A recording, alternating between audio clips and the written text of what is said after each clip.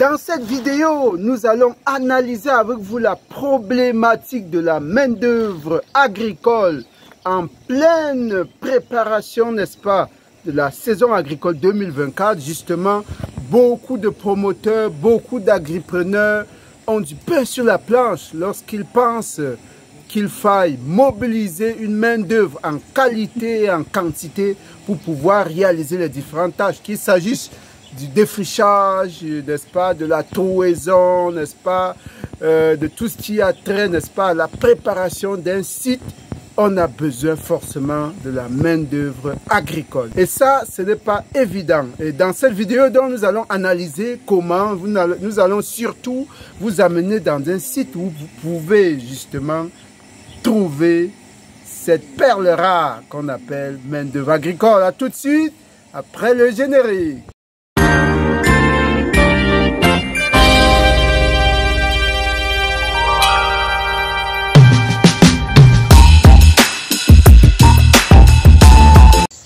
Une fois de plus, chers agripreneurs, bienvenue à la ferme intégrée de Ngoumou. Nous sommes noyés ici dans la broussaille, n'est-ce pas?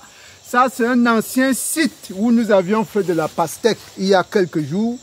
Et nous pensons effectivement y mettre du maïs. Question de faire justement une rotation culturelle.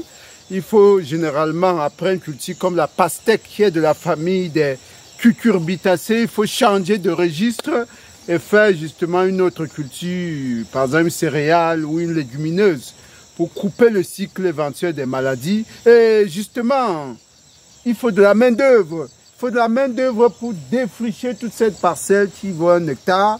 Et main-d'œuvre pour 1 hectare, le défrichage vous prend en principe autour de 10 à 12 hommes-jours. Ça veut dire qu'il faut déployer une dizaine de personnes en un jour pour être sûr, justement, n'est-ce pas, de pouvoir défricher toute cette parcelle. Alors, c'est là où les maux de tête commencent, parce que la main-d'œuvre n'est pas donnée. Alors, cette vidéo, justement, restez jusqu'à la fin parce qu'on va aller dans une localité. Si vous êtes en manque de main-d'œuvre, restez calme, votre problème sera résolu dans cette vidéo parce qu'on va vous amener dans une localité où nous allons nous-mêmes recruter de la main-d'œuvre. C'est possible. Ça, c'est pour ceux qui sont au Cameroun. Ceux qui sont à l'extérieur, on va vous donner également une parade. Comment vous pouvez faire, n'est-ce pas? Vous êtes au Tchad, en Centrafrique, au Congo, Kinshasa, Congo, Brazza, au Bénin, Togo, Sénégal, n'est-ce pas?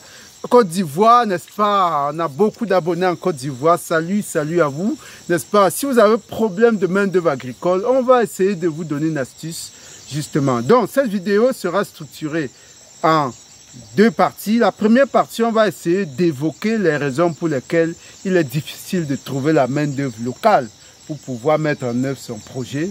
On va évoquer 2 raisons principales. Et dans la deuxième partie, justement, on va se déporter sur un site pour pouvoir, n'est-ce pas, ramener de la main-d'œuvre. Restez jusqu'à la fin, n'est-ce pas? Vous allez découvrir ce lieu magique-là, ce lieu mythique, où vous pouvez avoir autant d'ouvriers que vous voulez. Alors, on y va tout de suite sans perdre du temps. Mais avant de lancer, pour ceux qui, justement, nous découvrent pour la première fois, moi, c'est Roméo Lado, agripreneur, apiculteur, coach motivateur.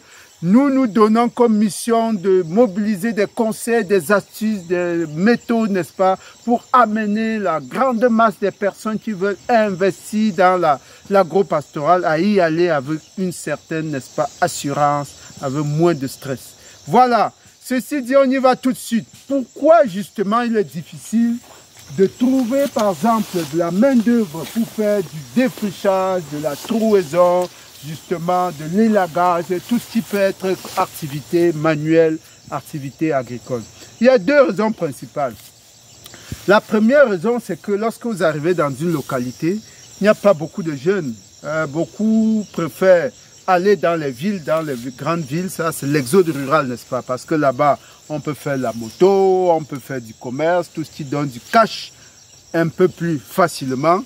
Ça, c'est l'une des raisons pour lesquelles vous ne pouvez pas avoir la main-d'œuvre, surtout en quantité. Et la deuxième raison, justement, c'est que les gens estiment que le travail de la terre est un peu salissant.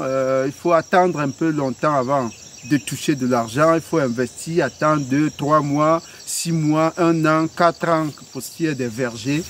Ce qui fait que justement, ça vous bloque lorsque vous arrivez à dans une localité. Vous pouvez peut-être cibler 1 ou 2 personnes, mais généralement en termes justement de qualité aussi de main d'œuvre, c'est pas ça. Les gens ne sont pas habitués à la discipline de projet, à la discipline entrepreneuriale.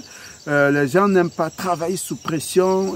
C'est ça qui fait que lorsque vous comptez sur la main d'œuvre locale, il y a de fortes chances que vous échouez lamentablement votre projet. Et c'est là où nous entrons dans la deuxième partie, n'est-ce pas, de notre vidéo, pour évoquer les esquisses de solutions. Alors, les esquisses de solutions, avant de prendre notre voyage vers notre localité, je veux d'abord m'adresser à ceux qui sont à l'extérieur du Cameroun.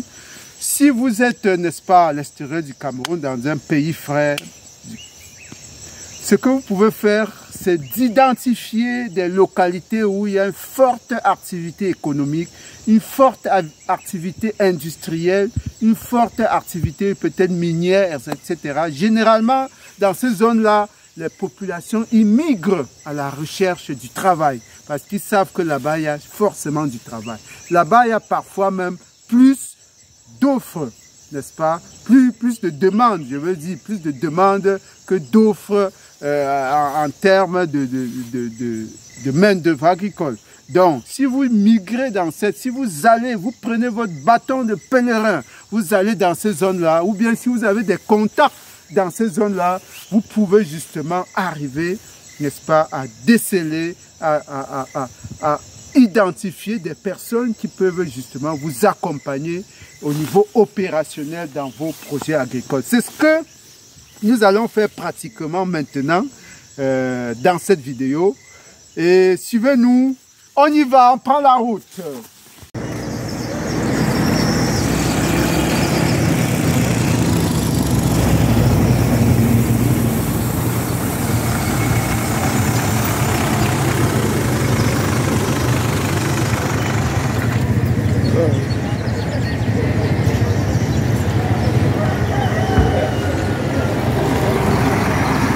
Chers agripreneurs, nous sommes bien ici à Hawaï, dans ce centre cosmopolite, n'est-ce pas, où effectivement il y a beaucoup d'activités. Bienvenue sur cet espace justement où vous pouvez avoir suffisamment de main-d'œuvre comme nous vous l'avons dit. On est un mardi, un lundi matin, autant pour moi, il n'est que 6h30, mais il y a déjà, il peut vous le montrer, la caméra peut tourner là. Vous pouvez voir tout ce monde-là, justement. C'est intéressant. Et justement, je vais à la rencontre d'un de mes potentiels travailleurs. On va causer avec lui. La caméra peut nous suivre. Alors, bonjour. Oui, approchez. On doit suivre, parler fort pour petit instant. Bonjour. Oui, est-ce que vous pouvez vous présenter? Comment vous appelez? Oui, moi je m'appelle M. Avaï Kabouba. Oui. Vous avez fait déjà combien de temps ici à Hawaï? J'ai fait 1 an ici à Hawaï. Oui, vous avez fait 1 an. Alors, qu'est-ce que vous êtes capable de faire dans des champs, par exemple? Je suis capable de faire du travail. N'importe quel travail? Oui, n'importe quel travail. Alors, est-ce que vous pouvez vous déplacer pour aller sur un autre site pour faire un travail? Oui. Alors, est-ce que si on vous demande de chercher 5 ou 10 personnes, est-ce que vous pouvez trouver les 10 personnes pour aller faire le travail? Oui, j'ai fait...